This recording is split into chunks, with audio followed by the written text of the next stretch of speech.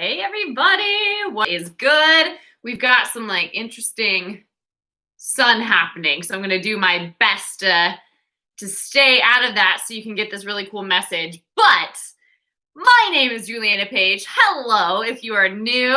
This is a really cool space. We just gather, we talk strategies, practical wisdom that you can integrate into your life, how to really be radically responsible for your life, how to embrace self-mastery, and many, many cool things. And today I really wanted to talk about knowing your season and understanding what season you're in. And this was birthed out of a study that we were doing. I am in my third year.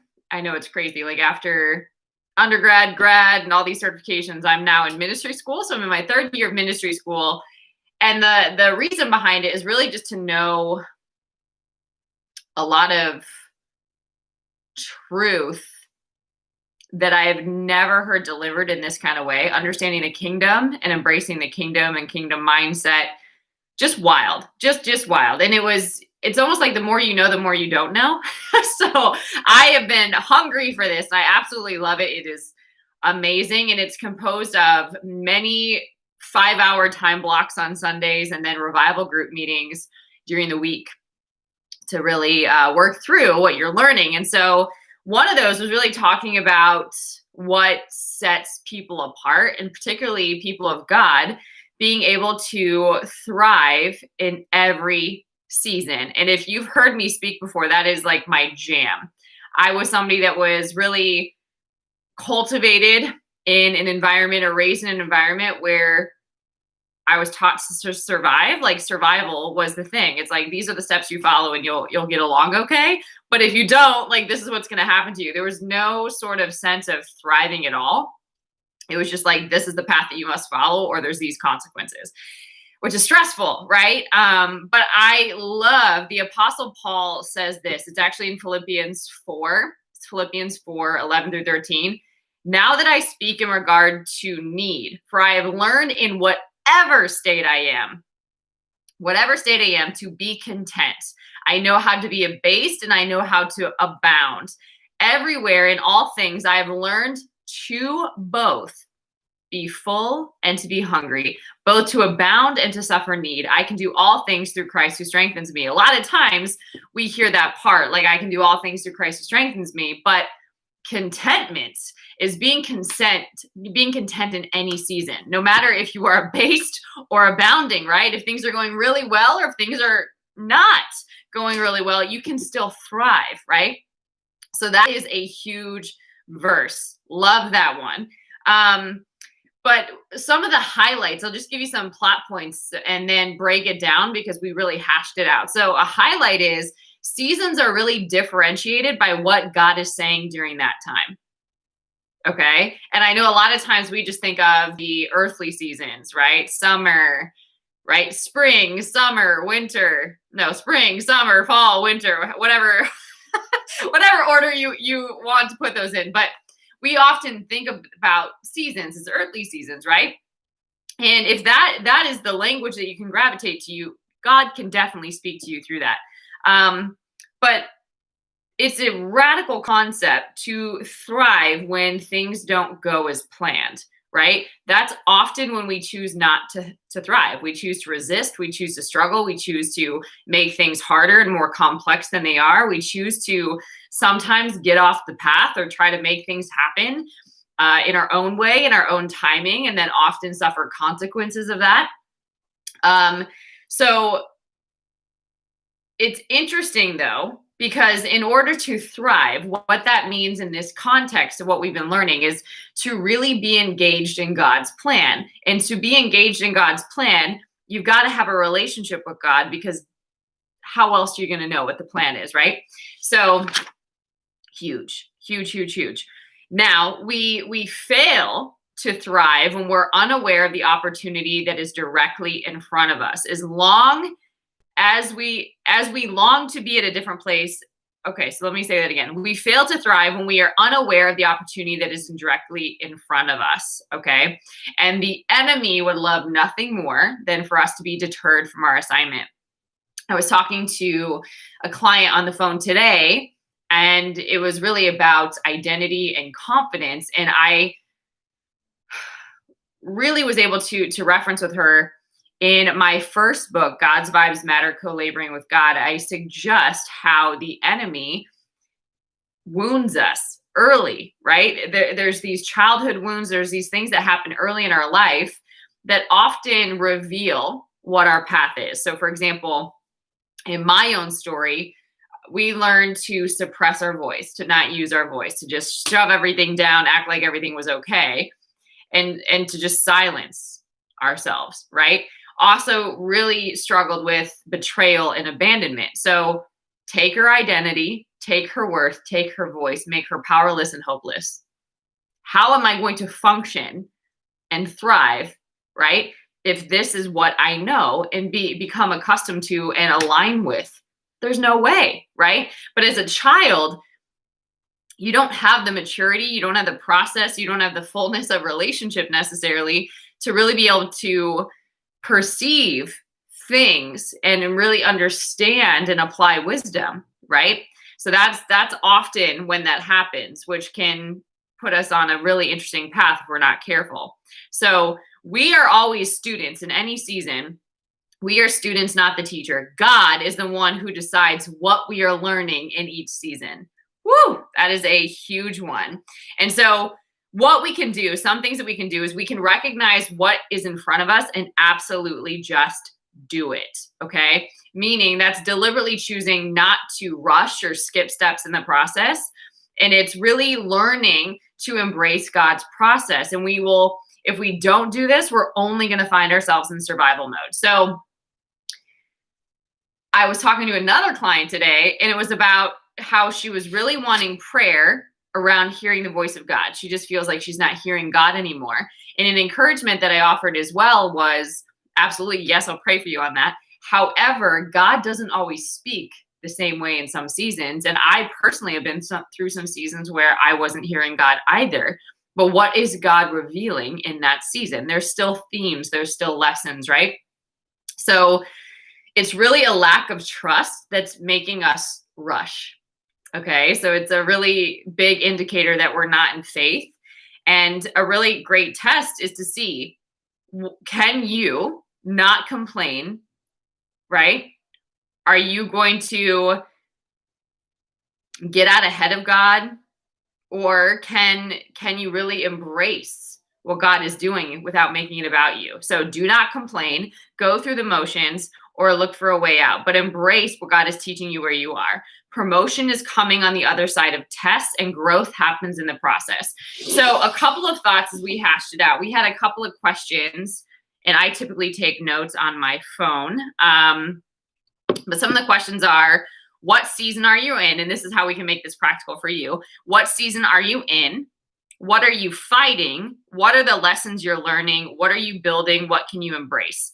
So I can just walk you through some of that. So, and then how to identify seasons too. I'll talk through that because that ended up being a really powerful group last night.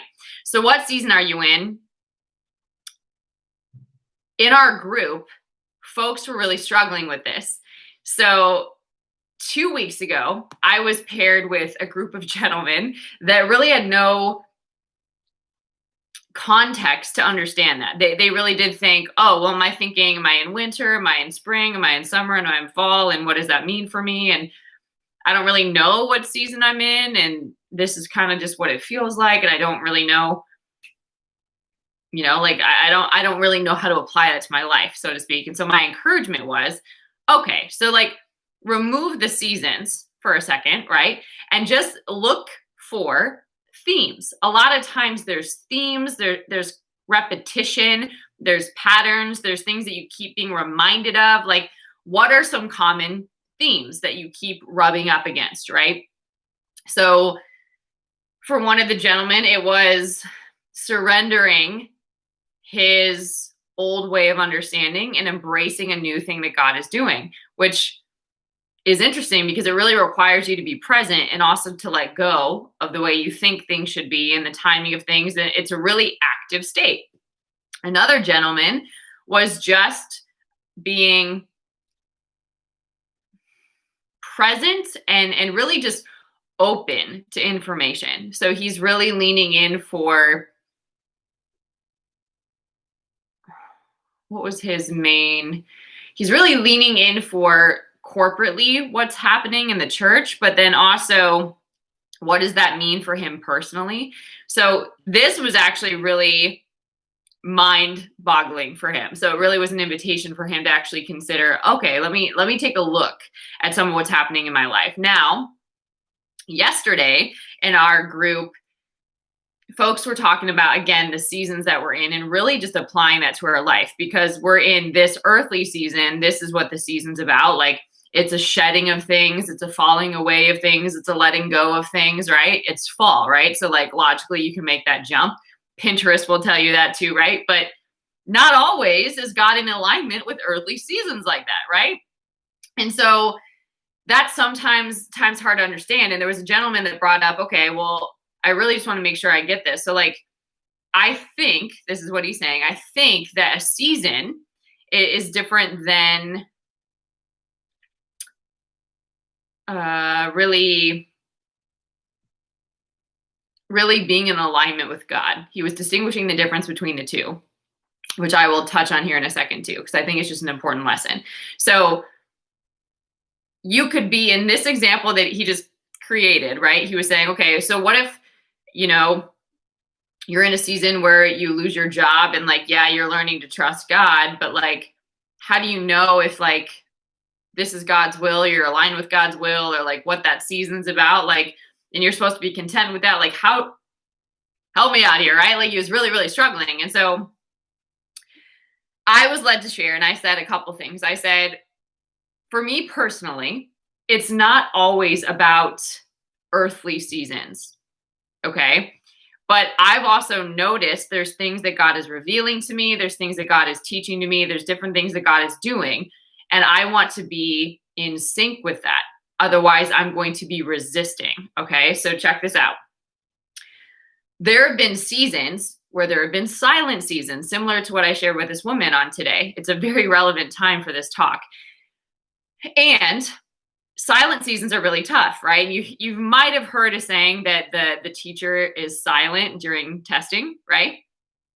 And so, okay, well, if that's, a legit saying, right? Does that apply here? Like, am I being tested in some kind of way? Or, why might God be silent? Or do I think God is silent? He's really loud. I'm just not making space for him. Or like, what is actually happening in this season? And so one of the things was, I, in hindsight, had really grown accustomed to hearing God in particular ways, right? Whether I was just reading the word, or, whether I was like piecing together different sermons that I heard, or whether there would be like repetition happening. Like, I would pray about something and then there'd be a reminder of it. And then somebody would talk about something similar. Like, there'd just be patterns, right? And so when there was silence, I wasn't able to make the connections the same way. And what it was teaching me in the silent season was discipline and self-control. It was teaching me to seek, even if I wasn't getting what I thought I wanted or what I needed, even if it didn't look like what I thought or what I needed. It was teaching me to go deeper. Okay. And so that's an example. Another example was a healing or recovery season. And this was a season of being in the cave, so to speak. Kind of, it can feel like that, a pandemic cave. But during that season, was not very social at all, was trying to get as quiet as possible and just remove noise from my life. Stop watching TV, stop listening to the news, stop being busy, right? Just really pull back all the extra so that I can really work on hearing the voice of God for myself and really experience that and do the healing work that God wanted me to do, which is painful, which is emotional. And I couldn't take on extra during that time. So knowing that it was a healing and a recovery season allowed me to be selfish unapologetically. It allowed me to say no unapologetically. It allowed me to show up fully in that season without taking on the extra or explaining myself. And it was incredibly empowering and freeing. And it's so necessary to have a season like that with God so that you know and can treasure that relationship for yourself. Like there's got to be some foundation of a relationship with God, and nobody else can give that to you. You've got to experience that. So those are examples. There's been other seasons where I was really led to serve. There's been other seasons where I was in a waiting season. I felt like I was in a holding pattern for like 2.5 years. And this was about making a shift from serving in recovery to shifting into prophetic. I didn't know that, but God was up to something. I just didn't have permission to move. So I just didn't take on more leadership. I didn't take on more responsibilities. I just showed up in excellence and did what I was led to do, but didn't take on any more. And then sure enough, when the time is right, the right doors open and I got plugged into things like immediately. It's wild. So an encouragement about knowing the season that you're in is just recognizing, are there themes? I know that this has happened for me where you can get a word for the year. I pray about that, and I've been given words. Like I was given the word abide, and that became a battle strategy. Like this will be a tough year for you, but you will move through it all and grow through it all if you abide in me. Like that is your strategy. Stay close to me. Stay close, right? So I was learning how to do that. And then another season, it was joy, and I was amped about that. But what that season was about was a lot of things coming that were trying to kill, steal, and destroy my joy. So it was teaching me to hang on to joy no matter what and just cultivate that as a practice, right? Wild. Another season was about glory and really understanding God's presence and understanding just this power and authority that you have, and really understanding how to get out of the way and let God have his way. So powerful.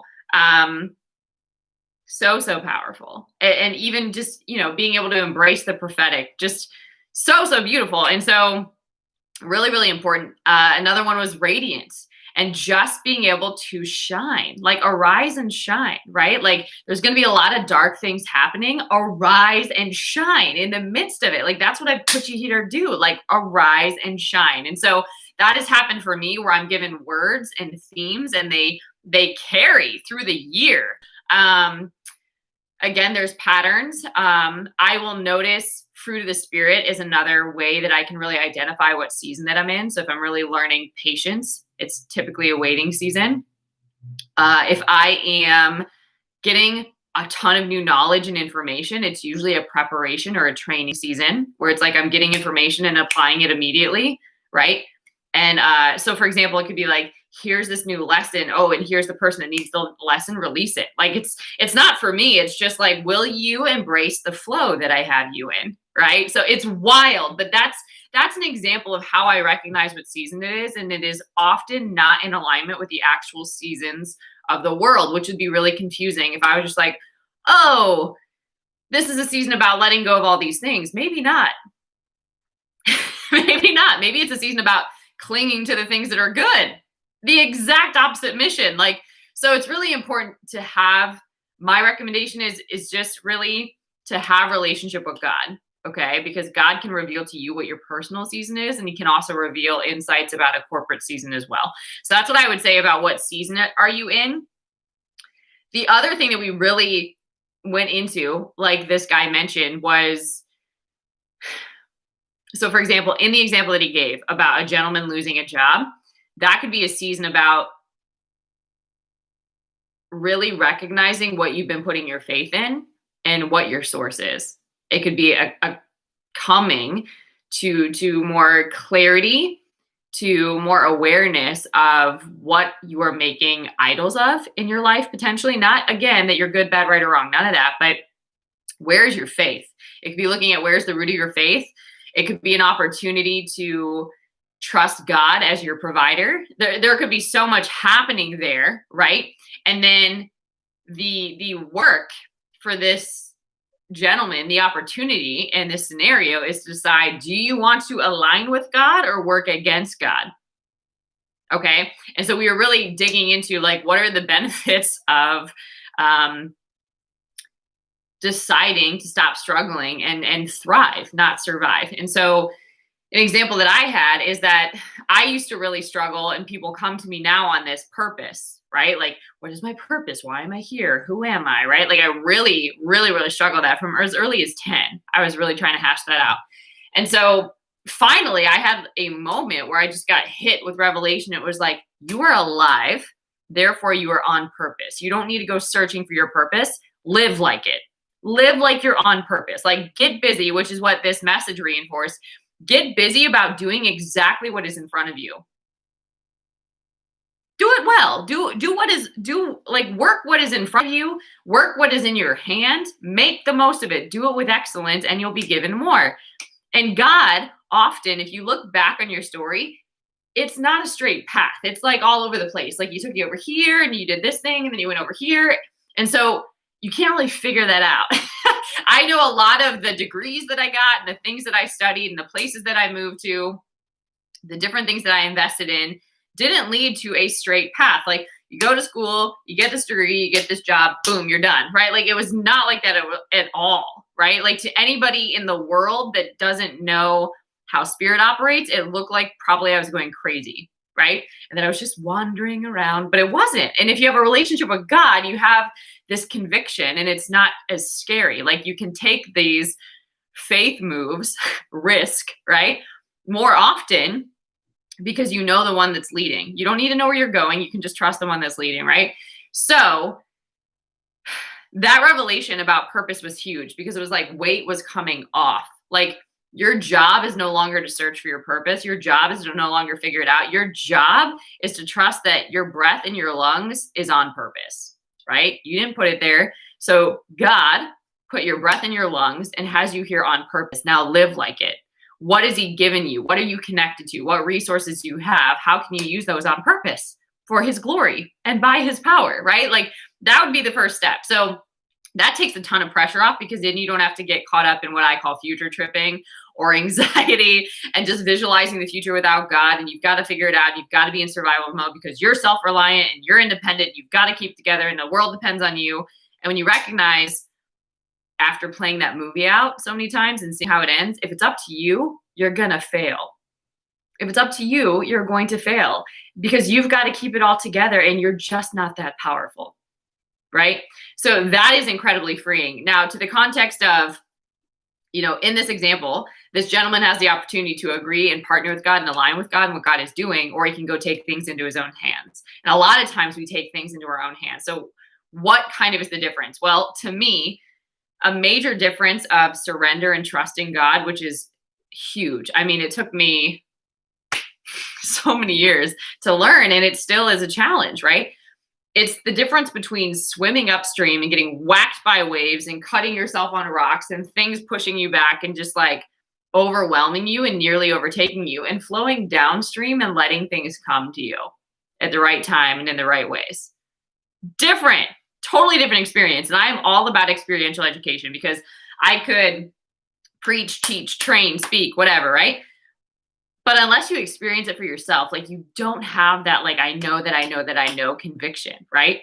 And so experientially, if it's about experience, do I want things to be hard? Like, how many more hard experiences do I have to take, right, to go through to actually get the lesson that I inherently know?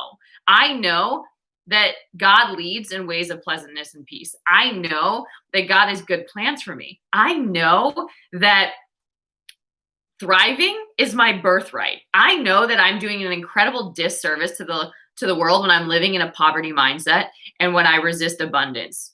Like, I know these things. Like, how many more experiences, like bad relationships, bad opportunities, really difficult work situations, like, how many more of those do I need until I actually get it and start aligning and operating with God with me? And this is a really interesting one to embrace, but alignment to me is inner peace and contentment.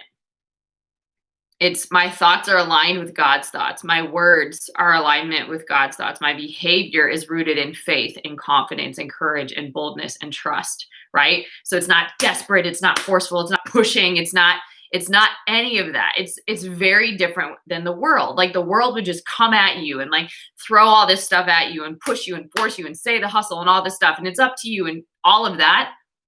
It's not how God moves. God is still, subtle, smooth, graceful, calculated, intentional, purposeful, organized. There's divine order in this. And I want to be aligned with that. So if I'm running 100 miles an hour, if I'm like constantly doing things, if I'm keeping super busy, my thoughts are probably cray. My emotions are probably all over the place. I'm probably exhausted. My heart is probably heavy, and it's only going to be who knows when until I just burn out and have a breakdown of some kind, right? Like, that is not my birthright. That is not my destiny, and that is not why I'm here. So I equate the difference between alignment with God and God's plan and really struggling. The difference is the experience of it. Do you want to live in resistance and conflict and chaos and dysfunction? Or do you want to embrace peace and pleasantness and goodness and contentment? You get to choose. Life, death, choose life. Like, we're led to choose life, but we actually do it, right? When I could think thoughts of fear and doubt and insecurity and negativity, I choose life. I choose to think on God's thoughts and God's ways, which are not my ways, right? Or the ways of the world. When my emotions are all over the place, I can be still and know. I can release that to God, and He can exchange confidence. He can exchange encouragement. He can exchange validation and affirmation to me. He can comfort my soul when I need it. I don't need to go searching outside of myself for that.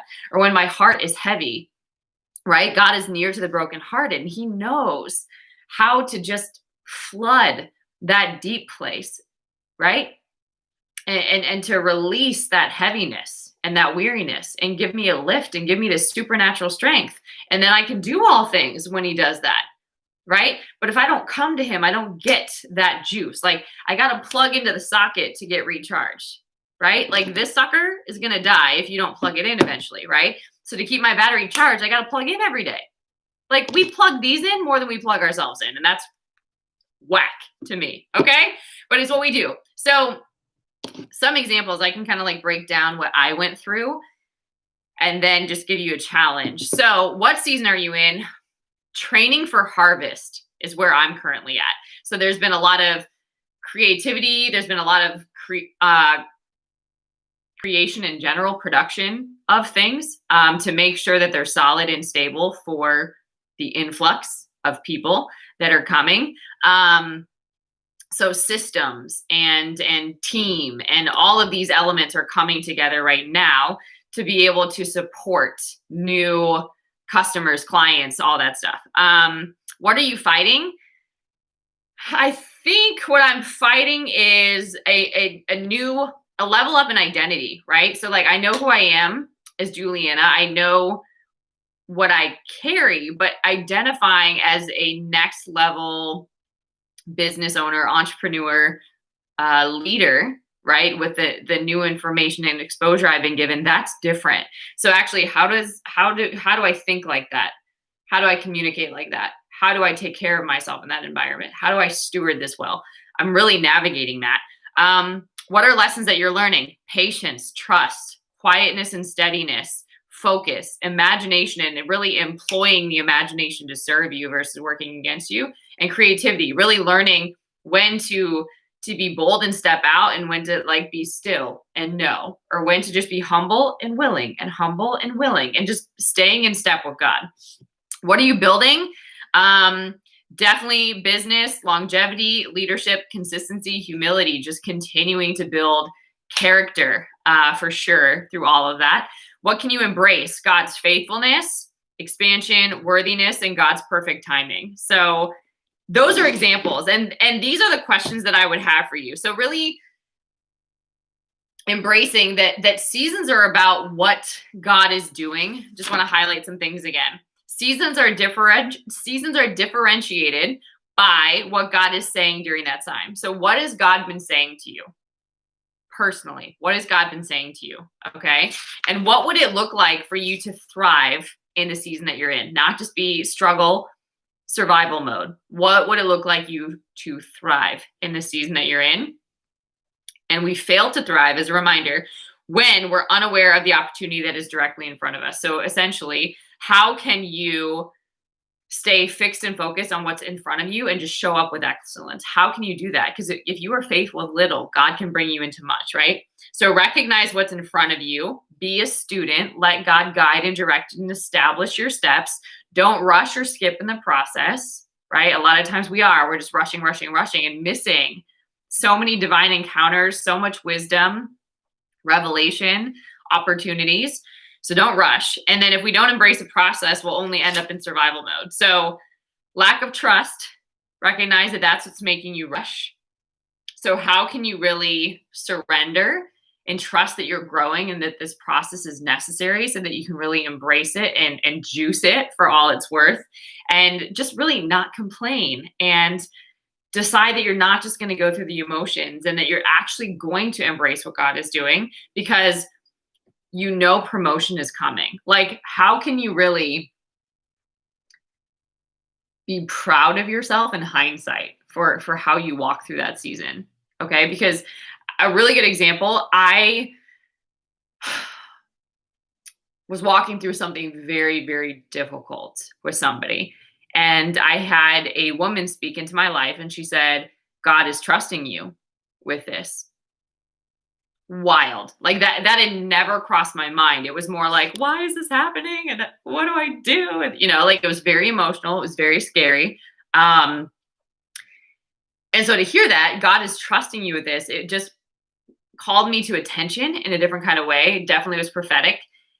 And it had me view what was happening in that season entirely different. It just gave me a different perspective. So trusting me to handle it well, trusting me to keep the right perspective, trusting me to be gentle about this process with this person, with myself, trusting me to be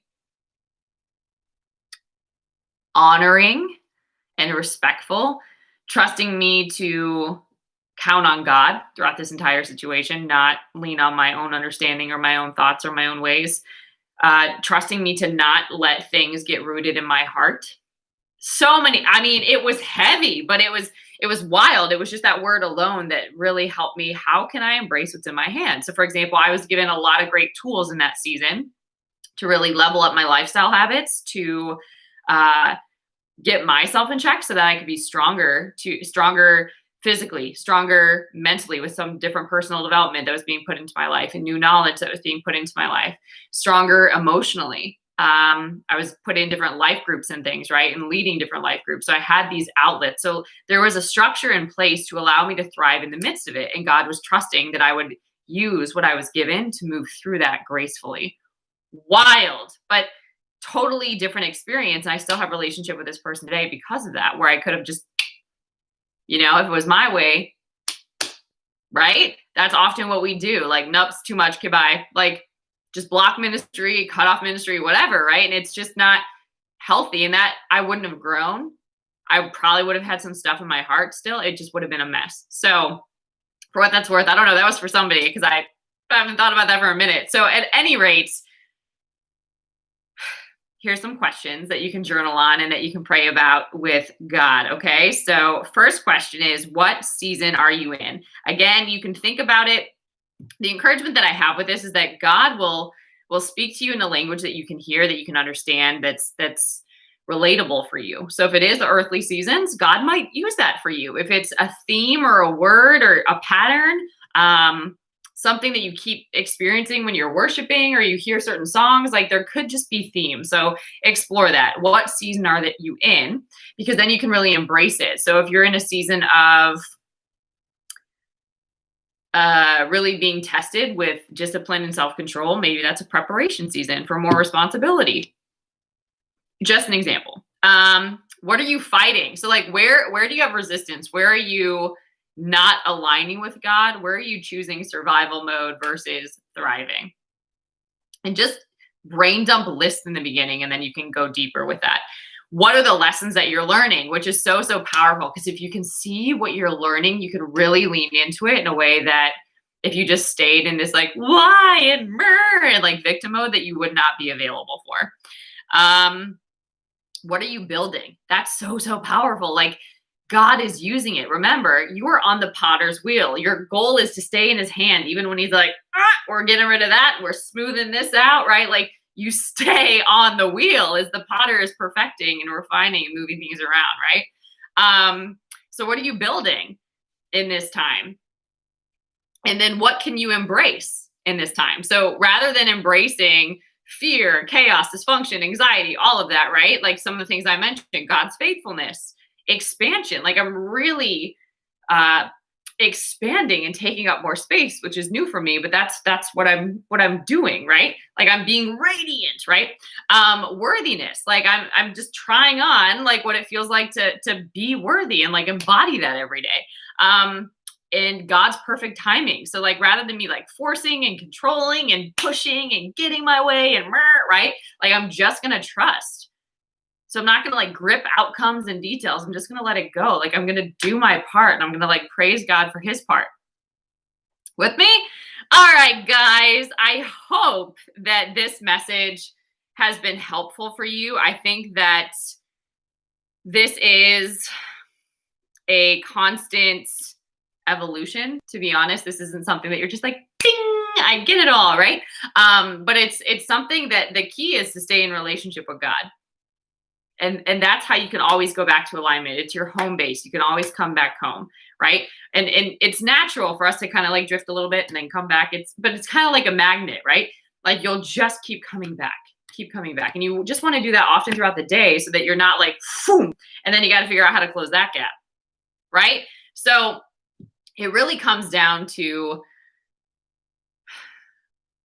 asking yourself better questions because you'll get better answers. It comes from this genuine desire to embrace the season that you're in and to truly do it with God and honor God through the process and to be better and trust that he's moving you from strength to strength and from glory to glory. It's a forward journey with God, not a backwards one. And he's faithful and he's good, right? And he only has good plans for you. So if you can really let those words get rooted in you, then you can really perceive it differently. Okay, God is using this. And nothing is wasted when it's in God's hands. Nothing, right? So given that, God redeems the time. He restores the years. He gives me double for all of my trouble, right? I can grow in strength and youthfulness. I can just actually have and enjoy my life in abundance to the full until it overflows. And I can bless tons of people because I do that. I choose to do that. That's a promise. And I'm going to lean into that because I'm worthy of it, because God said, and that's enough for me, right? God said it, that settles it. All right, guys, I'm sure I could like riff on this forever. So I hope that this message blessed you. If these perspectives and these things really do resonate with you, I encourage you to take a look at the God's Vibes Matter books. I mean, it was so powerful for me to really embrace my identity in God and reclaim my spiritual authority. Sometimes we don't recognize that we just give our power away, or to really learn how to co-labor with God versus just being self-reliant, independent, and doing things my way or in my own strength, and just embracing that there's a totally different way to live that I haven't been trained in, right? Or even just having devotional time and leveling that up. The God's Vibes Matter books over on julianapage.com are great resources. I also have coaching programs, which are my fave. I incorporate a lot of identity work, inner healing, purpose, and also a lot of mission business strategies. Like I am a strategist. It's how God has wired me. So I incorporate a lot of that into coaching, and it's super powerful. But if coaching and investing in that isn't something that you can do right now, I also put together a 6-week course, which bunches together a lot of valuable content and a lot of these questions. So you can still take yourself on a guided journey. And there's video content and just a lot of simplified ways that that's been put together. So go check out julianapage.com. If this message did bless you, I love to see and connect with all of you. So make sure you subscribe. Leave me some comments. You can also tune into, I do a Spirit-Filled Real Talk podcast, Spirit-Filled, definitely, and Real Talk, because sometimes we just need that. We need to like confront the cray that we just let ourselves get away with. So I do that podcast every Saturday. You can tune in over on the Apple Podcast app or on Spotify. I believe Amazon too, but wherever you get your podcast, basically. So that's another option for you too. All right, guys. I hope this was a blessing. And until next time.